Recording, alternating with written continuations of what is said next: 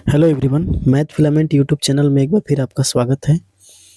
आज के वीडियो में हम लोग पढ़ेंगे ठोस की द्रव में विलेयता पर आधारित 100 ऑब्जेक्टिव सवाल। ठीक है, तो ये टॉपिक हमने आपको पहले ही पढ़ा दिया है। आप जाके class 12th chemistry bye math filament करके अगर आप डालेंगे तो वहाँ पे आपको ये पूरे लेक्चर लाइन बाय लाइन आपको दिख जाएंगे। ठीक है, तो चलिए शुरू करते हैं आज के पहले सवाल से। जितना भी हमने आपको टॉपिक्स पढ़ाया है उस टॉपिक्स को, ठोस की द्रव में विलेयता को, आप एक वीडियो में भी देख सकते हैं। एक वीडियो में भी हमने सारी बातों को क्लियर कर दिया है। इसका 2 पार्ट्स भी होगा, उसको आप देख सकते हैं। अब वहाँ पे हमने बहुत अच्छे से बोर्ड पे समझाया था, तो आप उस वीडियो को देखने के बाद इस सवाल को बनाएंगे तो आपसे ये तुरंत सवाल सारे बन जाएंगे। ठीक है, तो आइए शुरू करते हैं। ठोस में द्रव की विलेयता। ठोस में द्रव की विलेयता का सबसे पहला सवाल है, कलम चेंज कर देते हैं पहले।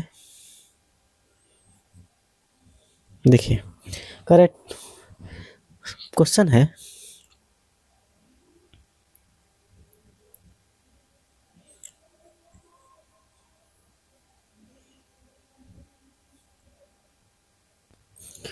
तो सबसे पहला सवाल है 100 ग्राम विलायक में किसी ठोस की घुली हुई अधिकतम मात्रा को क्या कहते हैं।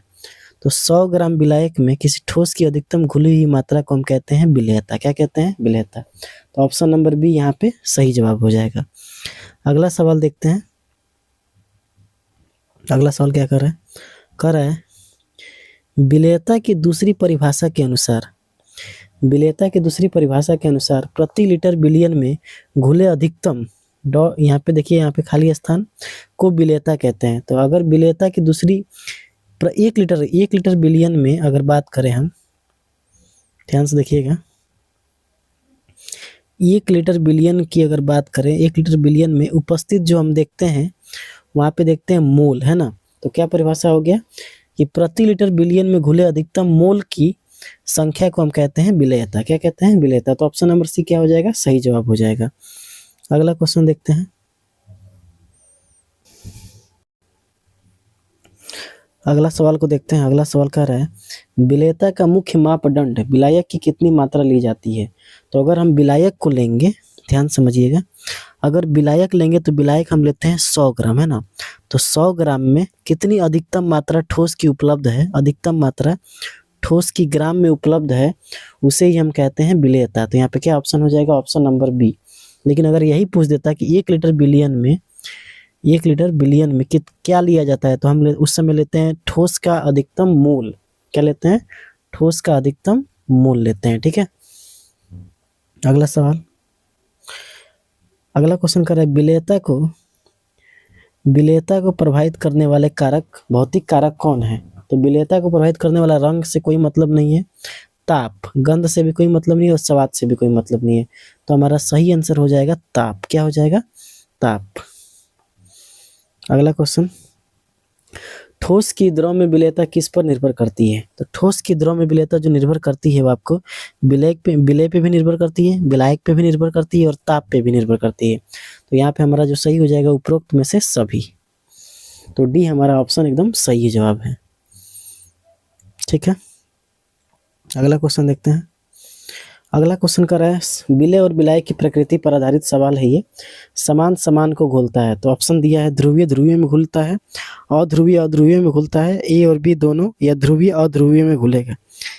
तो हम जानते हैं कि लाइक डिजोल्व लाइक का नियम कहता है कि ध्रुवीय जो होगा वो ध्रुवीय में घुलेगा और अध्रुवीय जो होगा वो अध्रुवीय में घुलेगा, है ना।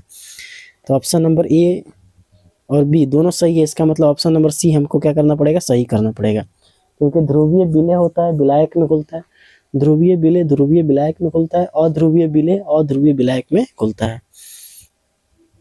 अगला क्वेश्चन देखते हैं। इनमें से कौन ध्रुवीय विलायक यानी पोलर सॉल्वेंट कौन सा है। तो देखिए, बेंजीन की बात करें तो बेंजीन अध्रुवीय है। क्या है ये? अध्रुवीय है। ईथर की बात करें तो ये भी क्या है? अध्रुवीय है। जल आपका सार्वत्रिक ध्रुवीय विलायक है, यूनिवर्सल पोलर सॉल्वेंट है। तो यहाँ पे क्या हो जाएगा? ये वाला ऑप्शन नंबर डी यानी सी हमारा जो हो जाए, ये जल क्या हो जाएगा? ये ध्रुवीय विलायक है, और बाकी ये तीनों क्या है? जल के अलावा ये अध्रुवीय विलायक हैं। तो यहाँ पे हमारा जो राइट आंसर हो जाएगा जल। क्या हो जाएगा?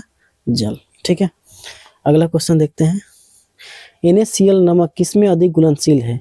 तो NaCl की अगर हम बात करें तो NaCl जो हमारा है ये आपका ध्रुवीय विलायक है। क्यों? देखिए क्योंकि इसमें Na प्लस और Cl माइनस, अगर ये ध्रुवीय है तो ये ध्रुवीय विलायक में ही घुलेगा। तो जल हमारा क्या होता है? ध्रुवीय होता है। यहाँ पे ऑप्शन नंबर बी क्या हो जाएगा? सही जवाब। बाकी जो तीनों है बेंजीन, ईथर और CCl4, अभी हमने आपको बताया कि ये क्या है? अध्रुवीय है। तो यहाँ पे हमारा बी एकदम सही जवाब हो जाएगा। बी एकदम क्या हो जाएगा? सही जवाब हो जाएगा। अगला क्वेश्चन देखते हैं, नेप्थलीन किस प्रकार का विलय है? तो देखिए दो चीजें याद रखिएगा, एक हो गया नेप्थलीन और एक हो गया एंथ्रासीन। एंथ्रासीन ये दोनों के दोनों कैसे हैं? तो ये अध्रुवीय हैं। कैसे हैं ये? अध्रुवीय विलय हैं।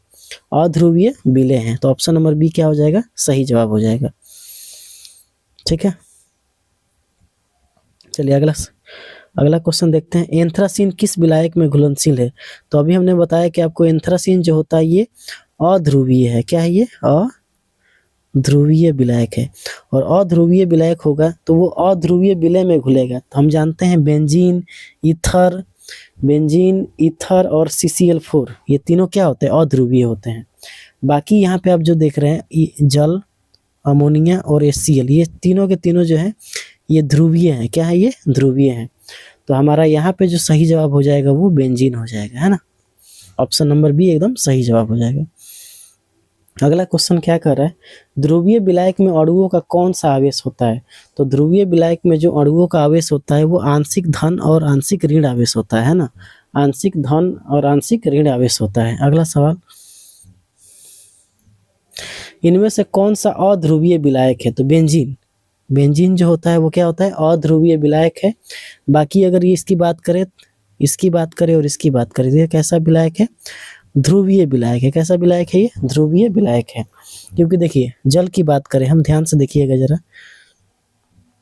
जल की अगर हम बात करें तो H2O ऐसे ही होता है। इसका अगर इसकी संरचना बनाए हम तो H और यहाँ H, यहाँ कितना होते हैं? Lone pair.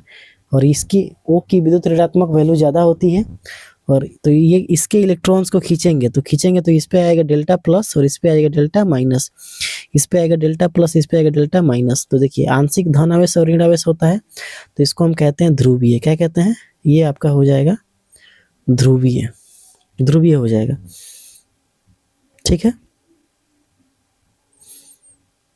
ये आपका क्या हो जाएगा? ध्रुवीय। अब देखते हैं और क्या है। NH3, एक है NH3 और एक HCl। NH3 को भी देख लेते हैं। NH3 में क्या होता है? NH3 है ना। तो ये इसका रिएक्शन ऐसे होता है, स्ट्रक्चर ऐसे होता है। देखिए असंतुलित है ना, पहले तो असंतुलित होना चाहिए और इसके केंद्रीय एटम पे लोन पेयर होना चाहिए, हमने ये आपको बताया था। और उसके बाद इसका आंशिक धन आवेश और आंशिक ऋण आवेश होना चाहिए। तो देखिए ये H से ज़्यादा मजबूत है N, तो इसका डेल्टा नेगेटिव और delta positive, delta positive delta negative, delta positive delta negative. तो देखिए ये वाला जो आंशिक धन आवेश ऋण आवेश बन रहा है तो ये भी कैसा विलायक है? ध्रुवीय है। कैसा है? ध्रुवीय है। और अगर बात करें अगला जो है HCl है ना, HCl की बात करें, HCl तो H प्लस और Cl माइनस, तो ये भी कैसा हो जाएगा? ध्रुवीय हो जाएगा, है ना। लेकिन बेंजीन, ईथर और कार्बन टेट्राक्लोराइड ये तीनों के तीनों अध्रुवीय विलायक होते हैं। तो यहाँ पे जो हमारा सही जवाब हो जाएगा वो आपका हो जाएगा ऑप्शन नंबर बी। कोई दिक्कत? चलिए आगे बढ़ते हैं। नेप्थलीन जल में अघुलनशील है। तो देखिए भाई नेप्थलीन की बात करें हम, ध्यान से देखिएगा, अगर हम नेप्थलीन की बात करें तो नेप्थलीन जो होता है ये अध्रुवीय होता है। क्या होता है? ये अध्रुवीय होता है। और जल जो होता है वो ये अध्रुवीय विलय है। क्या है? विलय है। और ये है ध्रुवीय विलायक। क्या है ये? ध्रुवीय विलायक। तो क्या कभी अध्रुवीय ध्रुवीय में घुलेगा? तो क्या पे, क्योंकि नेप्थलीन क्या है? अध्रुवीय और जल कैसा है? ध्रुवीय, इसलिए घुलता नहीं है। तो हमारा आंसर हो जाएगा option number C. Option number C एकदम सही जवाब हो जाएगा। अगला क्वेश्चन देखते हैं, बेंजीन में NaCl अघुलनशील होने के क्या कारण है? तो देखिए भाई अभी हमने आपको बताया कि बेंजीन जो होता है ये आपका अध्रुवीय है। क्या है? ये अध्रुवीय है। और NaCl क्या है? ये ध्रुवीय है ना। तो क्या अध्रुवीय समान समान को घुलता है, तो एक हो गया अध्रुवीय और दूसरा हो गया ध्रुवीय, तो कभी आपस में घुलेगा नहीं। तो दोनों की प्रकृति क्या है, अलग अलग है ना। NaCl अध्रुवीय है और जो हमारा NaCl ध्रुवीय है और बेंजीन अध्रुवीय है। ठीक है, तो ये हमारा ऑप्शन गलत है क्योंकि NaCl कह रहा है अध्रुवीय होना, गलत है ना। NaCl तो ध्रुवीय है, बेंजीन हमारा क्या है, अध्रुवीय है। तो यहाँ पे हमारा ऑप्शन नंबर सी क्या हो जाएगा, सही जवाब। अगला क्वेश्चन 15 नंबर क्वेश्चन क्या कर रहा है कि CCl4 का पूरा नाम क्या है। कार्बन क्लोराइड नाम है, कार्बन टेट्राक्लोराइड नाम है, कैल्शियम क्लोराइड नाम है, या कार्बन क्लोरीन टेट्रा कार्बन नाम है। ठीक है, तो इसका जो सही जवाब हो जाएगा वो आपका हो जाएगा कार्बन टेट्रा क्लोराइड। तो CCl4 का पूरा नाम क्या हो जाएगा, कार्बन टेट्रा क्लोराइड। याद रखिएगा इस चीज को। आगे देखते हैं। अब ध्रुवीय और अध्रुवीय की पहचान करना है, तो थोड़ा मैं आपको इसका कॉन्सेप्ट समझा देता हूँ एक बार। वैसे हमने आपको पढ़ा है इसको बहुत अच्छे से, है ना। देखिए ध्रुवीय क्या होता है, ध्रुवीय को कैसे पहचानेंगे। तो सबसे पहले पहचानने का तरीका है कि सिरों पर डेल्टा पॉजिटिव या डेल्टा नेगेटिव चार्ज होना चाहिए। दूसरा, इसका जो स्ट्रक्चर है कुछ इस तरह का होना चाहिए, है ना। तीसरा, इसकी संरचना ऐसी त्रिकोण मतलब कि कोण के जैसा होना चाहिए ना, एंगल के जैसा। और ये असंतुलित होना चाहिए, इसका जो स्ट्रक्चर हो कैसा होना चाहिए, असंतुलित। और चौथा जो है, इसके केंद्रीय एटम पर, केंद्रीय अणु पर लोन पेयर होना चाहिए, लोन पेयर ऐसे, है ना, एकाकी इलेक्ट्रॉन युग्म होना चाहिए। ये 4 बातें याद रखिएगा, इससे आपका सवाल क्या हो जाएगा, आसानी से बन जाएगा। अब देखिए इसने क्या बोला है, ये बोल रहा है कि ध्रुवीय और अणु की एक गुण क्या है। तो सबसे पहले संतुलित, नहीं भाई, असंतुलित होना चाहिए, तो ये ऑप्शन गलत है। कोणीय, हाँ ये ठीक है। आवेश की अनुपस्थिति, ये गलत है, आवेश तो चाहिए ना हमको। रैखिक संरचना, रैखिक संरचना तो नहीं होना चाहिए। अगर ऐसे हो जाएगा तो रैखिक संरचना हो जाएगा, रैखिक संरचना होना ही नहीं चाहिए। हमारा संरचना ऐसे होना चाहिए, देखिए इस तरह का कोणीय संरचना होना चाहिए। तो ऑप्शन नंबर बी हमारा क्या है, बिल्कुल सही जवाब है। अगला क्वेश्चन देखते हैं, अमोनिया की प्रकृति कैसी है। तो देखिए अमोनिया का ऐसे होता है NH, यहाँ भी H और यहाँ भी H, डेल्टा पॉजिटिव, यहाँ क्या हो जाएगा delta negative, delta positive, delta negative, delta positive और डेल्टा नेगेटिव। देखिए सिरों पर धन आवेश है, आंशिक धन आवेश और ऋण आवेश है, हाँ। इसके यहाँ पे एक कार्बन, यहाँ पे लोन पेयर है, बिल्कुल है। असंतुलित, देखिए इसका संरचना ऐसे है, असंतुलित बिल्कुल है। और ये अनबैलेंस भी है, असंतुलित संरचना है, कोणीय संरचना है। तो इस कैसा हो जाएगा, ये आपका हो जाएगा ध्रुवीय। क्या हो जाएगा, ध्रुवीय। अगला क्वेश्चन देखते हैं, करे केंद्रीय परमाणु पर एकाकी इलेक्ट्रॉन युग्म यानी लोन पेयर होने का प्राय क्या होता है। तो ये होता है ध्रुवीय का। क्या होता है, ध्रुवीय का। अगला क्वेश्चन, CO2 की संरचना कैसी होती है जिससे वो अध्रुवीय है। तो CO2 की संरचना की बात किया जाए, देखिएगा CO2 की संरचना की बात किया जाए तो O पर जो होता है, O का परमाणु क्रमांक होता है कितना, 8। यहाँ देखते हैं, नीचे बनाते हैं, है ना। देखिए हम लोग बनाने जा रहे हैं CO2 की संरचना, है ना। तो CO2, अब देखिए कार्बन का होता है 6, परमाणु क्रमांक कितना होता है, 6। इसको तोड़िए तो कैसे टूटेगा ये, तो 2,4। यानी कभी भी इलेक्ट्रॉन जो होता है वो या तो 2 के रूप में रहेगा, नहीं तो 8 के रूप में रहेगा, नहीं तो 18 के रूप में रहेगा, है ना। तो हमने देखा यहाँ पे 2 के रूप में, या 8 के रूप में, या 18 के रूप में। तो देखिए ये 2 वाला जो है, ये तो ठीक है, लेकिन 4 ठीक नहीं है। तो कार्बन के पास हमेशा 4 गो लोन पेयर रहेगा, कोई दिक्कत। कार्बन के पास। अब ऑक्सीजन को देखिए, ऑक्सीजन का जो होता है, ऑक्सीजन का होता है आपका 8। इसको तोड़ेंगे तो कैसा होगा, 2 और 6। इसके पास 6 गो रहेगा, है ना, 2 और 6, ठीक है। तो यानी ऑक्सीजन की बात करें तो ऑक्सीजन यहाँ है, तो इसके पास कितना रहेगा, 6 गो। तो 1 2 3 4 6 गो इसके पास रहेगा। इसको मिटा देते हैं पहले, ये वाला का जरूरत अब नहीं है, ठीक है। इसको थोड़ा और अच्छे से बना देते हैं। देखिए ऑक्सीजन के पास क्या रहेगा, 1 2 6 गो लोन पेयर, है ना। इस लोन पेयर को यहाँ बनाते हैं, इधर। अब देखिए ये या तो 2 बनाएगा नहीं तो 8 बनाएगा। तो देखिए इसको 2 बनाने के लिए क्या करना पड़ेगा, ये इसके साथ जुड़ जाएगा। अब देखिए 2 2 यहाँ देखिए इसका 2, इसका भी 2, कितना हो गया 4, 4 ये 2 और ये 2 कितना हो जाएगा 8। तो ये अपना 8 बना लिया, ठीक है। सेम टू सेम ये भी अपना 8 बना लेगा। तो इस तरह इसकी संरचना कैसे हो जाएगी, इस तरह से, इस तरह की संरचना हो जाएगी। जैसे इस तरह CO2 की संरचना कैसे हो जाएगी, इस तरह। तो ये संरचना कैसी है, रेखीय संरचना है। और रेखीय संरचना जो होता है वो अध्रुवीय होता है। क्या होता है वो, अध्रुवीय होता है। क्योंकि ध्रुवीय होने के लिए क्या करना पड़ेगा, कोण जैसे संरचना होना चाहिए। तो इसका तो है नहीं, ठीक है। तो हमारा जो आंसर हो जाएगा यहाँ पे वो आपका हो जाएगा ऑप्शन कोणीय नहीं। कोणीय तो ठीक है, कोणीय तो होना ही चाहिए, कोणीय गलत है। संतुलित और रैखिक, हाँ बिल्कुल। असंतुलित नहीं हो, हमको चाहिए असंतुलित, यहाँ दे दिया संतुलित, ये तो सही हो जाएगा। ये भी गलत है और ये भी गलत है। अगला क्वेश्चन देखते हैं, HCl अणु में Cl पर कौन सा आवेश होता है। तो HCl अणु की बात किया जाए तो HCl ऐसे होता है, देखिए HCl इस पर प्लस और इस पर माइनस। तो Cl पर कैसा चार्ज होता है, Cl पर चार्ज होता है आंशिक ऋण। क्या होता है, आंशिक ऋण। अगला क्वेश्चन, ताप का प्रभाव, ठीक है। करे यदि विलय का घुलना उष्मा शोषी अभिक्रिया है। देखिए हमने बताया था ना कितना बार, उष्मा शोषी अभिक्रिया है। तो ताप बढ़ाने पे क्या होगा, तो उष्मा शोषी अभिक्रिया में जैसे ही आप ताप को बढ़ाते हो तो जो विलयता होती है वो भी क्या होती है, बढ़ जाती है। तो यहाँ पे ऑप्शन नंबर बी क्या हो जाएगा, बिल्कुल सही जवाब हो जाएगा। अगला क्वेश्चन देख लेते हैं। अगला क्वेश्चन क्या कर रहा है, नमक का जल में घुलना कैसी अभिक्रिया है। तो जैसे ही हम नमक को जल में घोलते हैं तो इसमें निकलती है ऊष्मा, है ना, क्या निकलती है, ऊष्मा। तो ये टूट जाता है Na+ और Cl-। इसको ऊष्मा देना पड़ता है, यानी ऊष्मा देना पड़ता है, इसका मतलब ये ऊष्मा शोषी अभिक्रिया है, ठीक है। क्योंकि जैसे ही ताप बढ़ाएंगे तो नमक और जल्दी घुलेगा, ठीक है। अगला क्वेश्चन,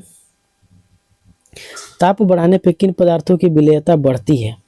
ताप बढ़ाने पे किन पदार्थों की विलयता बढ़ती है। तो देखिएगा हमने आपको बताया था कि अगर वैसी अभिक्रिया जो ऊष्मा शोषी अभिक्रिया हो तो उसमें ताप बढ़ाने पे क्या होता है, विलयता बढ़ जाती है। जैसे आपने ध्यान दिया होगा तो NaNO3 के बारे में हमने आपको बताया था, KNO3 के बारे में हमने आपको बताया था, NaCl के बारे में हमने आपको बताया था, ठीक है ना। और आपको बताया था NH4Cl के बारे में। तो ये जितने भी पदार्थ हमने लिखा है आपको, एक KCl भी याद रख लीजिए, KCl।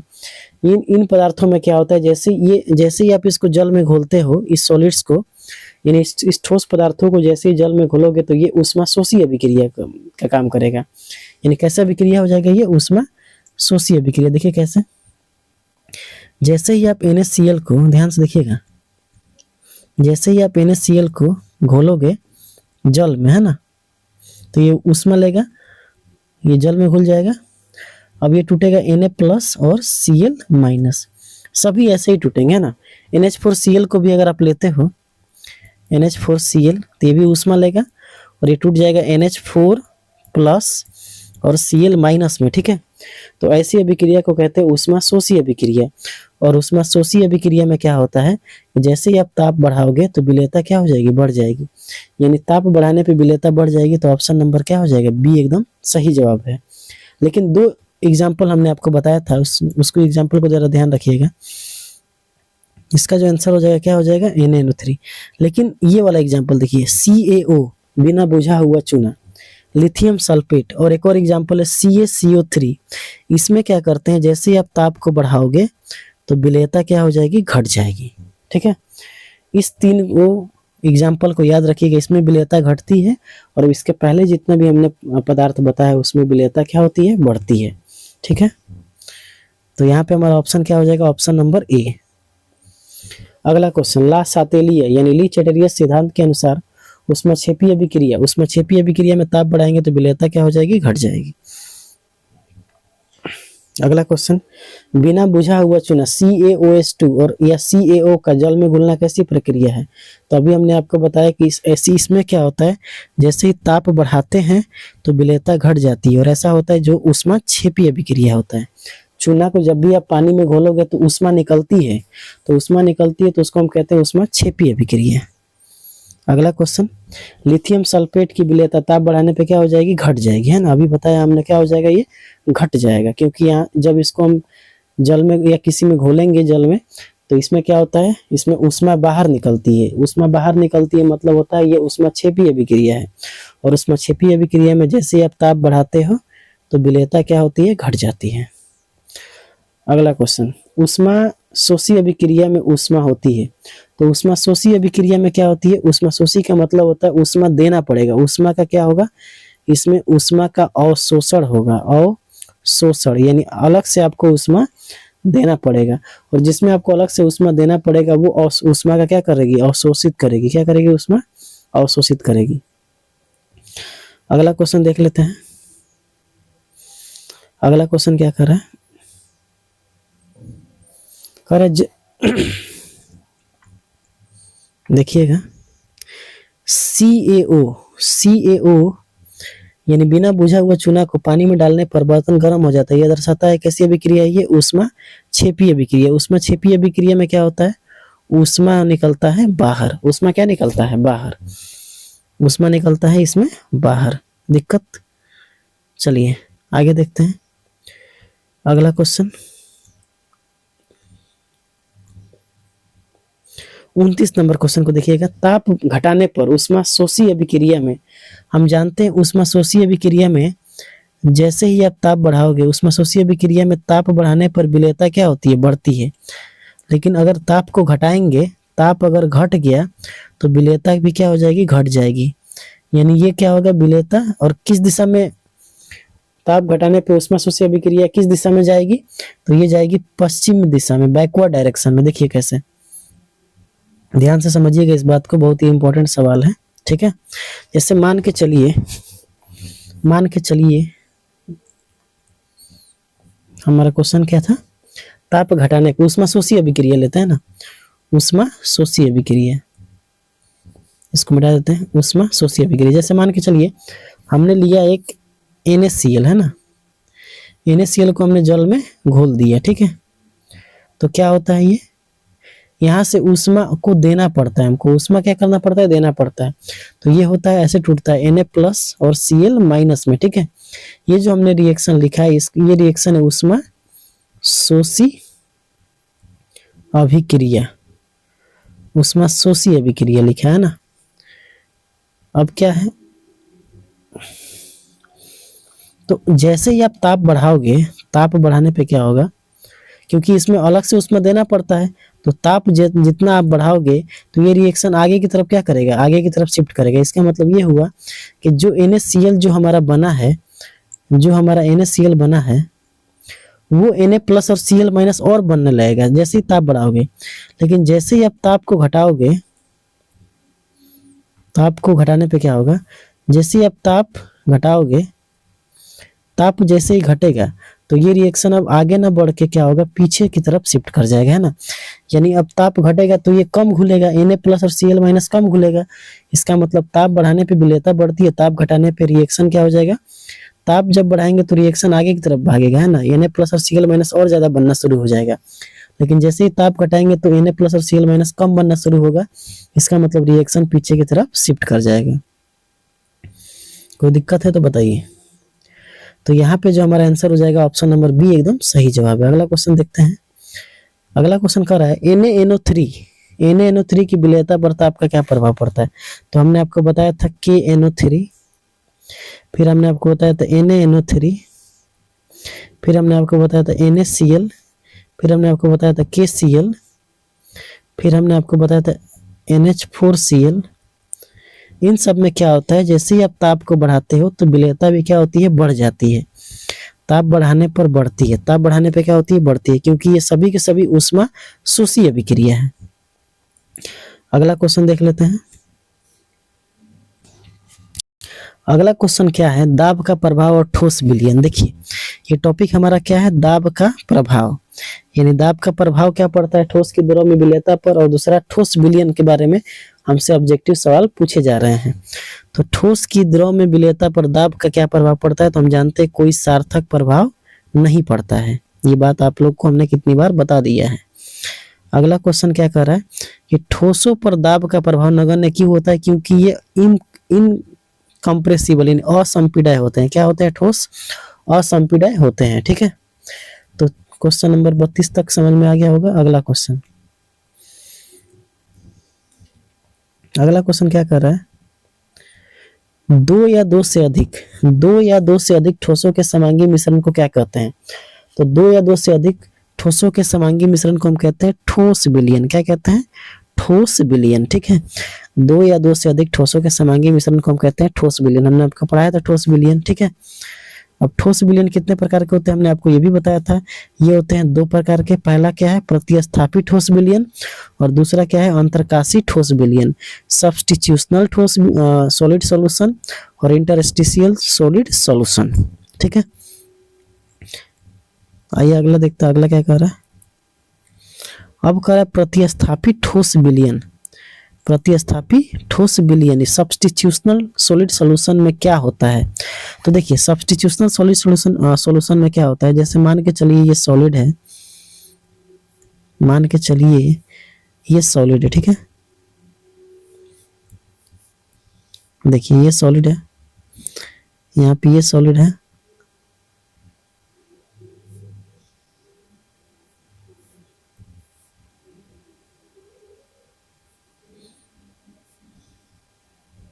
देखिए ध्यान से समझिएगा, इससे अच्छा तो हम पेन से बना लेंगे। ये सॉलिड हो गया, ये भी सॉलिड हो गया, और ये भी सॉलिड हो गया, और ये भी सॉलिड हो गया। ये सॉलिड, ये सॉलिड, और ये सॉलिड, और ये सॉलिड। ठीक है, अब होता क्या है कि इसमें दूसरा सॉलिड, जैसे ये इस मान के चलिए इस सॉलिड के बदले में यहाँ पे कोई और सॉलिड यहाँ पे आ गया है ना, ब्लैक कलर का। ये अलग सॉलिड है लेकिन इसमें आ गया एक और ब्लैक सॉलिड, यहाँ पे आ गया अलग से, है ना। कहने का मतलब ये है कि ये जो कम मात्रा में, इसको हम कहेंगे विलेय। क्या कहेंगे? विलेय। और जो अधिक मात्रा में उसको कहेंगे विलायक। विलायक। ठीक है, तो देखिए इसमें क्या होता है, विलेय के जो कण होते हैं वो विलायक के कणों का जगह ले लिया। देख लीजिए, विलेय का जो कण है, पहले यहाँ पे क्या हुआ करता था? विलायक हुआ करता था, उसके जगह पे कौन आ गया है? विलेय के कण। तो ऑप्शन यहाँ पे हमारा जो हो जाएगा, विलेय के कण, विलेय के कण विलायक के कणों के स्थान ले लेते हैं। स्थान लेना यानी प्रतिस्थापी, यानी उसको खुद, उसको हटा के और खुद बैठ जाना, है ना। जैसे कोई सीट है, कोई वहां पे पहले से बैठा हुआ, तो उसको वहां पे उठाइए और खुद बैठ जाइए, इसी को कहते हैं प्रतिस्थापी ठोस विलयन। अगला क्वेश्चन देखते हैं, अगला क्वेश्चन क्या कर रहा है। अगला क्वेश्चन कर रहा है, पीतल किन धातुओं का मिश्रण है? पीतल, तो हमने आपको ट्रिक बताया था, पिताजी बताया था ना, ट्रिक पिताजी। पिताजी, पिताजी। पी माने क्या होता है? पीतल। पी माने पीतल, ता माने तांबा, और जी माने जिंक। जी माने जिंक। तो तांबा मतलब क्या होता है? तांबा को कहते हैं कॉपर, और जिंक को कहते हैं जेडन।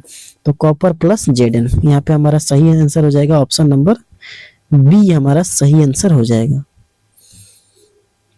अगला क्वेश्चन देखते हैं, क्वेश्चन नंबर 37 को। ठीक है, क्वेश्चन नंबर 37 क्या कह रहा है कि अंतरकाशी ठोस विलयन में विलेय के कण कहाँ आ जाते हैं? तो देखिए, मान के चलिए ये विलय हमारा ठोस विलयन है। ठीक है, अब ठोस विलयन में क्या होता है, इसमें जो खाली जगह है उसी के जगह पे दूसरे ठोस के कण आ जाते हैं, है ना।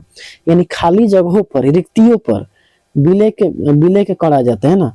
तो यहाँ पे देखिए, मुख्य ऑप्शन देखते हैं, ये गलत है। मुख्य जालक बिंदु पे क्रिस्टल की रिक्तियों में कहा जाएगा? खाली जगहों पे आ जाएगा, क्रिस्टल की रिक्तियों में। तो ये हमारा राइट आंसर हो जाएगा। अगला क्वेश्चन देखते हैं, अगला क्वेश्चन क्या कर रहा है। कह रहा है, स्टील में लोहे का स्थान कौन सा तत्व अंतराकाश में होता है? अंतराकाश का मतलब होता है कि जैसे ये ठोस हो गया, तो ठोस के खाली जगहों पे कोई दूसरा आ जाएगा, है ना। कोई दूसरा आ जाएगा तो उसको क्या कहेंगे? अंतराकाश। यानी खाली जगहों पे कोई और विलेय के कण आ जाते हैं। ठोस के विलायक के कणों के बीच में खाली जगह होता है, उसी के बीच में विलेय के कण आ जाएंगे तो उसे हम कहते हैं अंतराकाश। तो देखिए, जो स्टील होता है ये आपका बना होता है लोहा प्लस कार्बन से। किससे बना होता है? लोहा प्लस कार्बन से। तो लोहे के साथ क्या आ जाएगा? कार्बन। क्या आ जाएगा? कार्बन। ऑप्शन नंबर सी बिल्कुल सही जवाब हो जाएगा। अगला क्वेश्चन देखते हैं, अगला क्वेश्चन क्या कर रहा है। अगला क्वेश्चन ये कह रहा है कि अंतरकाशी विलयन बनाने के लिए विलेय के कणों का आकार कैसा होना चाहिए? तो अगर आपको अंतरकाशी विलयन बनाना है, जैसे ये मान लीजिए ये आपके हो गए ठोस विलयन। तो अंतरकाशी विलयन बनाने के लिए हम क्या करते हैं, खाली जगहों पे किसी और ठोस के कण आ जाते हैं, अन्य ठोस के कण आ जाएंगे। तो देखिए विलायक का जो कण होगा उससे छोटा होना चाहिए विलय का कण, तभी तो ऐसा हो सकता है ना। तो क्या कह रहा है, विलय के कणों का आकार कैसा होना चाहिए, बहुत छोटा। क्या होना चाहिए, बहुत छोटा। ठीक है, अगला क्वेश्चन देखते हैं। इसमें इसी में और क्वेश्चन है, क्वेश्चन नंबर 40।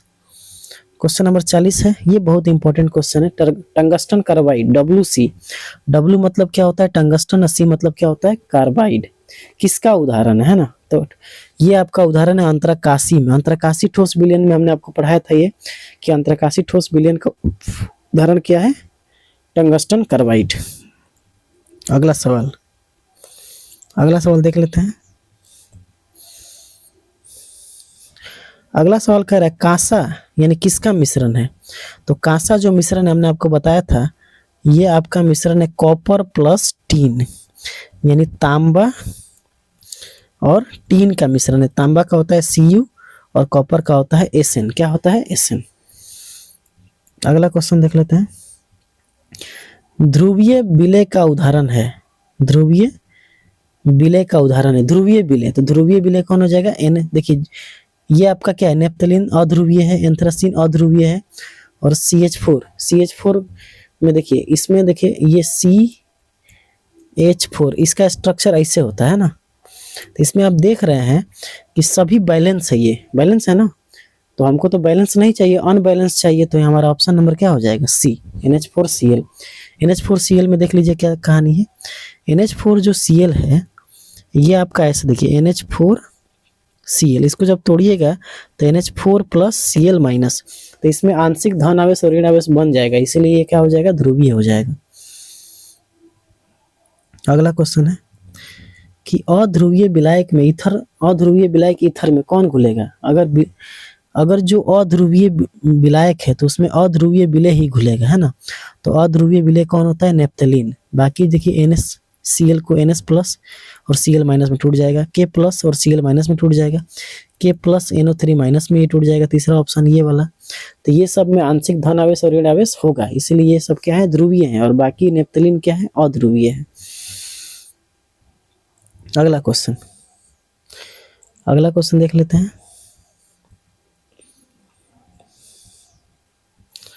अगला क्वेश्चन जो है कह रहा है H2O की अणु की संरचना होती है। तो H2O की अणु की जो संरचना होती है वो होती है कोणीय। क्या होती है, कोणीय। देखिए ऐसे होता है, तो कोणीय है कि नहीं है, कोणीय है। तो ऑप्शन नंबर बी क्या हो जाएगा, सही हो जाएगा। अगला क्वेश्चन देखते हैं। अगला क्वेश्चन नंबर 45 देख लीजिए। इनमें से कौन सा लाइक डिजोल्व लाइक का पालन नहीं करता है। तो देखिए जल में नमक, तो जल क्या है, नहीं करता है, देखना है। जल क्या है, ध्रुवीय है, और नमक भी क्या है, ध्रुवीय है। तो ये तो पालन कर रहा है, तो ये ऑप्शन गलत है ना, क्योंकि हमको नहीं वाला चाहिए। तो ये ऑप्शन आपका क्या हो जाएगा, ये ऑप्शन को हम काट देंगे। ठीक है, बेंजीन में नेप्थलीन, तो बेंजीन भी अध्रुवीय है और नेप्थलीन भी अध्रुवीय है, तो ये भी गलत है, क्योंकि हमको नहीं वाला चाहिए जो पालन नहीं करता हो। जल में बेंजीन, देखिए ये जल जो है ये ध्रुवीय है और बेंजीन अध्रुवीय है, तो ये वाला ऑप्शन एकदम सही हो जाएगा। ईथर हमारा अध्रुवीय है और एंथ्रासीन भी अध्रुवीय है, तो ये वाला पालन करेगा। हमको चाहिए नहीं करने वाला, तो नहीं करने वाला हो जाएगा ऑप्शन नंबर सी। अगला क्वेश्चन, ठोस विलयन कितने प्रकार के होते हैं।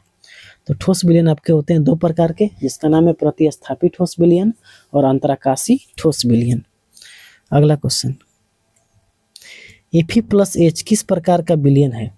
तो Fe+ जो H है ये आपका है अंतराकाशी, ये आपका हो जाएगा अंतराकाशी ठोस विलयन। कैसा विलयन हो जाएगा, अंतराकाशी ठोस विलयन। अगला क्वेश्चन देख लेते हैं। कह रहा है विलेयता की इकाई क्या हो सकती है।